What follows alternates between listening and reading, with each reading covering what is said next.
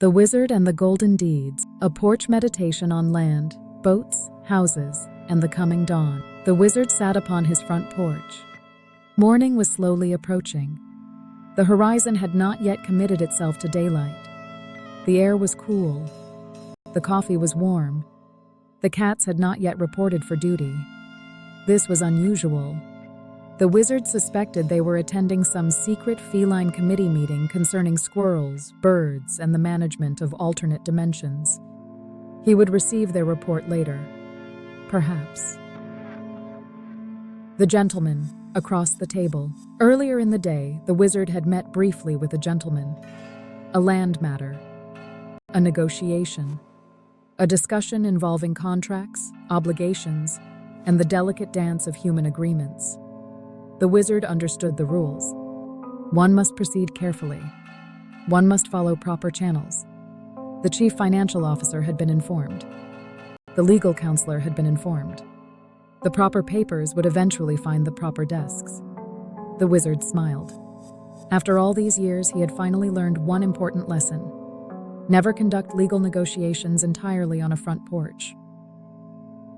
The first 5 acres, the wizard thought back. Long ago, fresh from military service, a piece of land, 5 acres, a mobile home, a beginning. The earth beneath one's feet changes a person. Land becomes responsibility. Responsibility becomes experience. Experience becomes wisdom. The wizard did not know it then, but this would become the first of many chapters involving homes. The lake house. There was the lake house. Beautiful, hopeful, part of another marriage, another timeline, another season. Sometimes homes remain.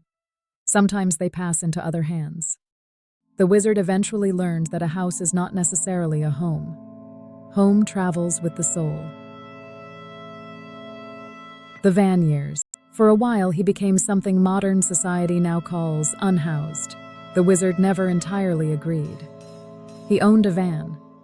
The van had wheels. The van had shelter. The van contained coffee. By the wizard's definition, that qualified as civilization. The yachtsmen. Then came the boats. Several boats. Floating homes. Floating dreams. West Palm Beach. Warm weather. A bathing suit. A t-shirt. A restaurant. "Sir, there is a dress code," the wizard replied. "I am a yachtsman." Doors opened. Tables appeared. Life improved dramatically. He had discovered one of civilization's secret passwords. The house on the old street. Years later, the wizard walked down a familiar street. A house stood abandoned. Broken windows. Overgrown yard. Government notices. Unpaid taxes. The wizard looked at the old place. Most people saw ruin. The wizard saw possibility. He found the owners, made an offer, signed papers, picked up tools. Sometimes the wizard purchased houses. Sometimes he rescued them. Plumbing and philosophy. Every old house teaches philosophy.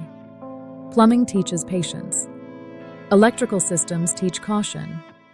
Roof leaks teach humility. The wizard often thought, if a man can repair an old house, he can probably repair himself.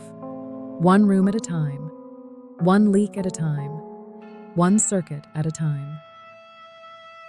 The apartment kingdom. Then came the apartment complex. 61 units. Thousands of problems. Air conditioners. Toilets. Rent rolls. Occupancy percentages. Broken appliances. Tenant concerns. Maintenance calls. The wizard became part landlord, part mechanic, part counselor, part firefighter, part economist. He discovered that buildings behave very much like people. Neglect them and they complain. Care for them and they generally cooperate.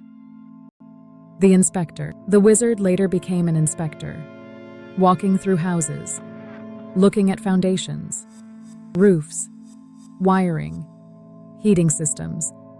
He learned something valuable. Every building tells a story.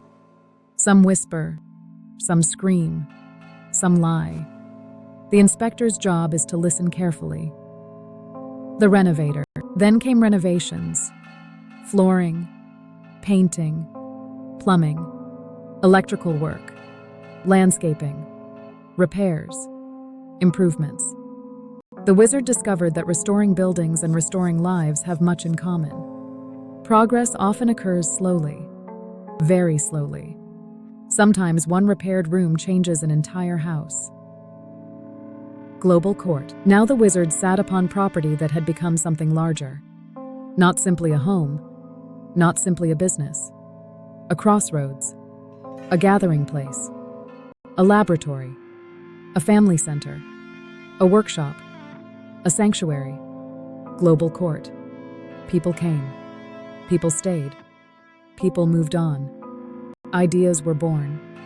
Projects emerged. Cats took over important positions. The porch became headquarters. The Great Conversion. The wizard contemplated his present challenge. Converting real estate into opportunity. Converting equity into vision. Funding. Global robotics. Interplanetary trading company.